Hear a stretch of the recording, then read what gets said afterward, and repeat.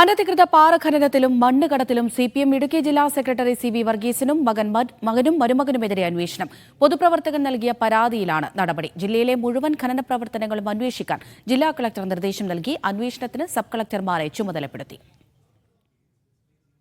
സിജോ വർഗീസ് വിവരങ്ങൾ നൽകാനായി ചേരുന്നുണ്ട്. സിജോ, ഇപ്പോൾ ഇങ്ങനൊരു അന്വേഷണത്തിലേക്ക് കടക്കാനിരിക്കുകയാണ്. ഈ പരാതിയുടെ ഉള്ളടക്കം എന്താണ് ഈ പരാതിയിൽ പറയുന്നത്?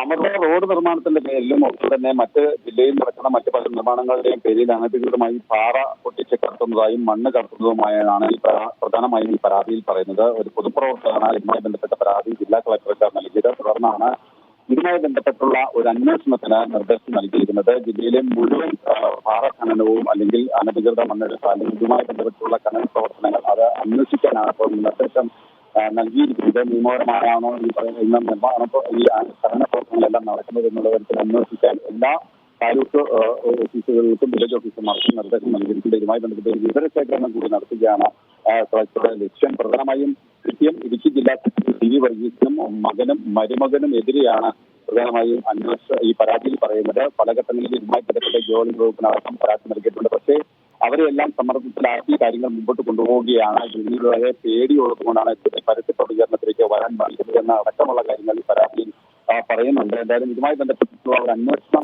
സിജോ, ടെലിഫോൺ ലൈനിൽ ചെറിയൊരു പ്രശ്നമുണ്ട്. സിജോയിലേക്ക് വളരെ വേഗത്തിൽ മടങ്ങിയെത്താൻ കഴിയും എന്നാണ് കരുതുന്നത്. അനധികൃത പാറ ഖനനത്തിലും മണ്ണ് കടത്തിലുമാണ് സിപിഎം ഇടുക്കി ജില്ലാ സെക്രട്ടറിയായ സി വി വർഗീസിനെതിരെ അന്വേഷണത്തിന് ഉത്തരവിട്ടിരിക്കുന്നത്. അദ്ദേഹത്തിനെതിരെ മാത്രമല്ല, സി വി വർഗീസിനും അദ്ദേഹത്തിന്റെ മകനും മരുമകനുമെതിരെയായിരിക്കും അന്വേഷണം. ഒരു പൊതുപ്രവർത്തകൻ നൽകിയ പരാതിയിലാണ് ഇങ്ങനെയൊരു നടപടിയിലേക്ക് കടക്കുന്നത്. ജില്ലയിലെ മുഴുവൻ ഖനന പ്രവർത്തനങ്ങളും അന്വേഷിക്കാനാണ് ജില്ലാ കളക്ടർ നിലവിലിപ്പോൾ നിർദ്ദേശം നൽകിയിരിക്കുന്നത്. സബ് കളക്ടർമാരെ അന്വേഷണത്തിനായി ചുമതലപ്പെടുത്തിയിട്ടുമുണ്ട്. സിജോ, തുടരാം.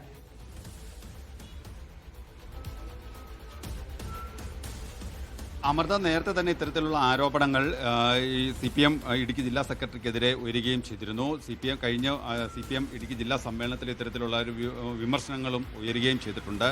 എന്തായാലും ഇതുമായി ബന്ധപ്പെട്ടിട്ടുള്ള ഒരു പരാതി പൊതുപ്രവർത്തകൻ, ജില്ലയിൽ നിന്നുള്ള ഒരു പൊതുപ്രവർത്തകൻ, പേര് വെളിപ്പെടുത്താൻ കഴിയാത്ത ഒരു പൊതുപ്രവർത്തകനാണ് ഇത്തരത്തിൽ പരാതി നൽകിയിരിക്കുന്നത്. ഈ പരാതിയെ തുടർന്നാണ് ജില്ലയിലെ മുഴുവൻ ഈ ഖനന പ്രവർത്തനങ്ങളും അന്വേഷിക്കാനായി ജില്ലാ കളക്ടർ നിർദ്ദേശം നൽകിയിരിക്കുന്നത്. എല്ലാ താലൂക്ക് ഓഫീസുകൾക്കും വില്ലേജ് ഓഫീസർമാർക്കും ഇത്തരത്തിൽ നിർദ്ദേശം നൽകിയിട്ടുണ്ട്. ഈ പരാതിയിൽ പ്രധാനമായും പറയുന്നത് സി വി വർഗീസും മകനും മരുമകനും ചേർന്ന് ജില്ലയിലെ നിർമ്മാണ പ്രവർത്തനങ്ങളുടെ പേരിൽ, അതായത് റോഡ് നിർമ്മാണത്തിൻ്റെയും മറ്റ് നിർമ്മാണ പ്രവർത്തനങ്ങളുടെയും എല്ലാം മറവിൽ വ്യാപകമായി മണ്ണും പാറയും എല്ലാം മണ്ണ് കടത്തുന്നുണ്ട്, പാറ പൊട്ടിച്ച് കടത്തുന്നുണ്ട് തുടങ്ങിയ കാര്യങ്ങളാണ് ഈ പരാതിയിൽ പ്രധാനമായും ഉന്നയിക്കുന്നത്. പ്രധാനമായും ജിയോളജി വകുപ്പിനടക്കം മുമ്പ് നേരത്തെയും പരാതി നൽകിയിരുന്നു. പക്ഷേ ഇവരെയെല്ലാം സമ്മർദ്ദത്തിലാക്കിക്കൊണ്ട് ഈ കാര്യങ്ങൾ മുമ്പോട്ട് കൊണ്ടുപോവുകയാണ് ചെയ്യുന്നത്. ജീവനിൽ പേടിയുള്ളതിനാൽ പരസ്യ പ്രതികരണത്തിന് തയ്യാറല്ല. അതുകൊണ്ട് തന്നെയാണ് മേൽഘടകങ്ങളിൽ പരാതി നൽകിയിരിക്കുന്നത് എന്നാണ് ഈ പ്രധാനമായും പരാതിയിൽ പറയുന്നുണ്ട്. അതായത് ഇതുമായി ബന്ധപ്പെട്ടിട്ടുള്ള ഒരു അന്വേഷണത്തിന് ജില്ലാ കളക്ടർ നിർദ്ദേശം നൽകിയിട്ടുണ്ട്. ഈ രണ്ട് സബ് കളക്ടർമാരാണ് ജില്ലയിലുള്ളത്. രണ്ട് സബ് കളക്ടർമാർക്കാണ് ഈ അന്വേഷണത്തിന്റെ ചുമതല നൽകിയിരിക്കുന്നത്. സിജോ, സി വി വർഗീസിന്റെ പ്രതികരണം തേടിയിട്ടുണ്ടായിരുന്നോ ഈ വിഷയത്തിൽ?